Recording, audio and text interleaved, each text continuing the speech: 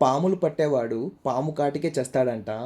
ఈ సామెత ఇప్పుడు ఎందుకు చెప్పాల్సి వస్తుందంటే, నిన్న హైదరాబాద్లో జరిగిన ఈగల్ రైడ్స్లో ఒక డ్రగ్ పార్టీలో మన ఆంధ్రప్రదేశ్కి సంబంధించిన ఏలూరు ఎంపీ పుట్టా మహేష్ దొరికిపోవడం జరిగింది. ఆ తరువాత డ్రగ్ టెస్ట్ చేస్తే అతనికి పాజిటివ్ రావడం జరిగింది. అంటే మీనింగ్ అతడు డ్రగ్స్ తీసుకున్నాడని.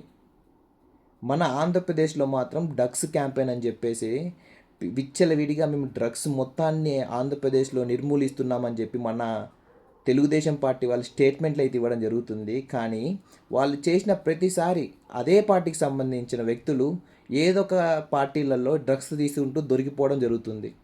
లాస్ట్ మంత్ వచ్చి మాజీ మంత్రి ఆదినారాయణ రెడ్డి కొడుకు దొరికాడు.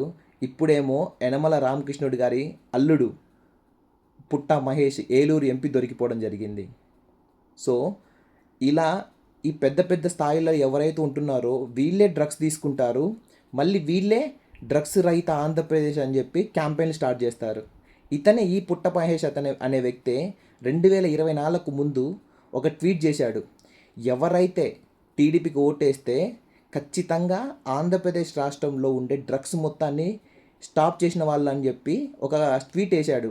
దాంట్లో ఇంకోటి ఏం మెన్షన్ చేశాడంటే ఆల్మోస్ట్ లైక్ 2100 మంది ఈ ఓవర్ డోసేజ్ డ్రగ్స్ వల్ల చనిపోయారని చెప్పి ఒక ట్వీట్ వేశాడు.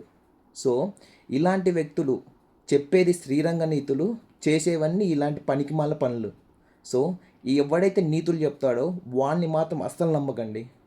సో మీరు కూడా ఇలాంటి వ్యక్తుల మీద మీ కామెంట్స్ ఏందో తెలియచేయండి. అండ్ అలాగే టీడీపీ పార్టీ ఇతని మీద ఏం యాక్షన్ తీసుకుంటుందో కూడా మనం వేచి చూడాలి. ఇతన్ని పార్టీ నుండి సస్పెండ్ చేయడమే నేను అనుకోవడం. ఇతన్ని పార్టీ నుండి సస్పెండ్ చేస్తేనే మంచి నిర్ణయం అని కోరుకుంటున్నా.